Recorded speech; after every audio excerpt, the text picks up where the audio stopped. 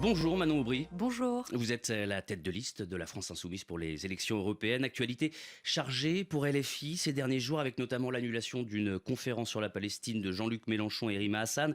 D'abord par l'université de Lille qui devait l'accueillir, puis par la préfecture. Elle a pu se tenir finalement sur une place. Rima Hassan, présente à la 7e position de la liste insoumise aux élections européennes, convoquée vendredi par la police pour apologie du terrorisme. Comment avez-vous vécu ce week-end ? Comme un point de bascule, probablement, on est dans un contexte où aujourd'hui, il suffit de menacer un meeting politique pour obtenir son interdiction. Il suffit que les perturbateurs perturbent un événement pour réussir à obtenir son annulation. Il suffit de menacer, de pointer du doigt un événement. Et puis, Rima Hassan est poursuivie pour on ne sait quel motif en réalité en justice. La réalité, c'est que j'ai le sentiment qu'on bascule dans une forme de macartisme à la française, où on a une politique d'intimidation, on veut faire taire notamment les voix qui défendent la Palestine, puisque dans cette même semaine, il y a une manifestation contre le racisme et les discriminations qui devait se tenir ce dimanche hier, qui a d'abord été annulée, puis ensuite, grâce à un recours qui a pu se tenir, on a un syndicaliste de la CGT qui lui aussi a pris position dans un tract en faveur de la Palestine qui a été poursuivi en justice et condamné à 1 an avec sursis. Ça commence à faire beaucoup en une semaine, vous ne croyez pas ? Et dans le même temps, on a le président de la République qui, l'air de rien, utilise les moyens de l'État pour faire campagne aux élections européennes, fait un tweet de l'Élysée avec le compte officiel pour faire campagne, va lancer sa campagne cette semaine à la Sorbonne sans que son temps soit décompté à l'Arcom. On va y revenir. Il faut que tous les démocrates de ce pays se réveillent ce matin en disant que vous soyez d'accord ou pas avec nous, moi je défendrai toujours le droit de ne pas être d'accord avec nous. Je pense que là, c'est la démocratie qui est en jeu. Jean-Luc Mélenchon a fait le choix du communautarisme, a affirmé jeudi dernier Gérard Larcher, président du Sénat, après l'annulation de la conférence de Lille qui s'est donc finalement tenue. Que lui répondez-vous ? Quelle honte. Défendre la Palestine aujourd'hui, alors qu'on a un peuple qui se fait massacrer, qui a plus de 30 000 personnes qui sont déjà mortes sous les bombes et sous les tirs israéliens, qu'il est mort à Gaza plus d'enfants en 4 mois que dans l'ensemble des conflits internationaux en 4 ans. C'est faire du communautarisme, ça ? Vous croyez vraiment ? Vous allez réduire... Et ce seraient uniquement les personnes des quartiers populaires qui s'intéresseraient à la situation à Gaza. Ce sont tous les humanistes, tous ceux qui défendent les droits de l'homme, qui doivent aujourd'hui se dire stop au massacre. Il faut un cessez-le-feu, il faut des sanctions à l'égard du gouvernement de Benjamin Netanyahou, il faut la suspension de l'accord d'association entre l'Union européenne et Israël, un embargo sur l'envoi d'armes.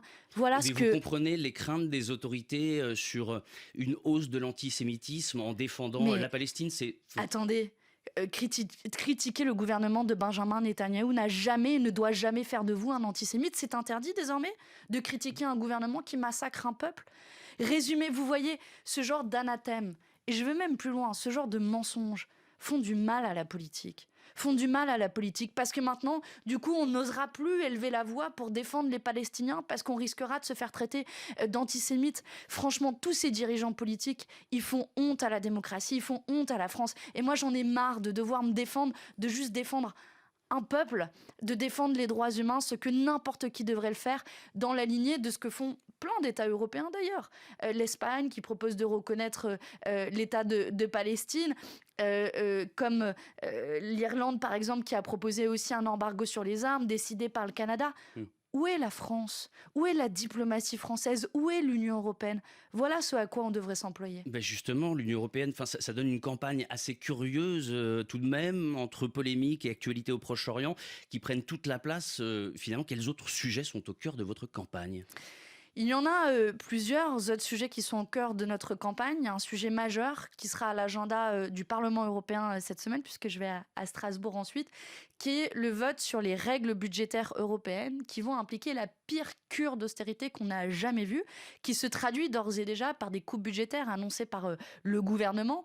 C'est 20 milliards d'euros déjà de coupés cette année, c'est moins de professeurs demain dans nos écoles, c'est le reste à charge sur les médicaments qui va augmenter, c'est une réforme de l'assurance chômage, c'est l'annonce du gel des pensions de retraite. Voilà les conséquences concrètes, c'est-à-dire une politique de raquette sociale. Et contre cette politique de raquette sociale, nous sommes aujourd'hui les seuls à nous être mobilisés contre cette réforme des règles budgétaires et contre cette cure d'austérité comme jamais.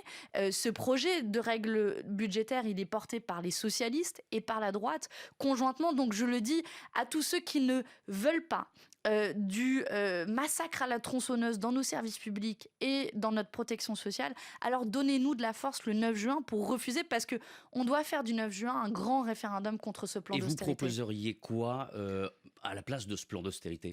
Il faut de la coordination des politiques budgétaires en Europe, mais l'objectif, ça ne doit pas être les 3% de déficit, 60% de dette, qui sont des objectifs absolument abstraits et qui sont des objectifs de malheur social. Ce qu'il faut, c'est des objectifs à la fois de réduction des inégalités et des objectifs en matière de lutte contre le changement climatique. Voilà ce qu'il devrait être l'alpha et l'oméga des politiques européennes. On a vu récemment la colère des agriculteurs, pas seulement en France, mais bien à travers l'Europe ces derniers mois. Que propose la France insoumise sur le sujet, notamment sur la PAC récemment révisée par les 27 ? Elle va être en pratique votée ce jeudi, la révision de la politique agricole commune.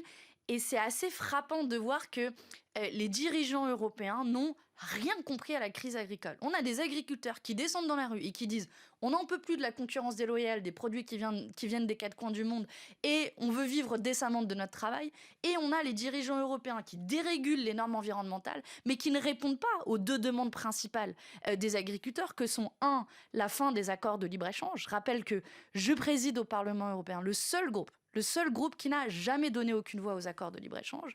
Et deuxième demande des agriculteurs, vivre décemment de leur travail, c'est-à-dire avoir des prix planchers rémunérateurs. Aucune de ces deux demandes ne se trouve dans la révision de la politique agricole commune, qui est à rebours de ce que demandent les agriculteurs. Il nous reste quelques secondes, Manon Aubry, mais pour vous, écologie et agriculture, ça peut se marier ?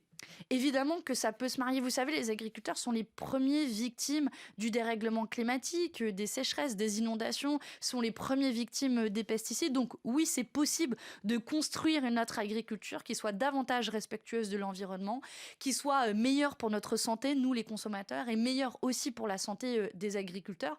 Pour ça, on a un levier, c'est le premier budget de l'Union européenne, qui est la politique agricole commune.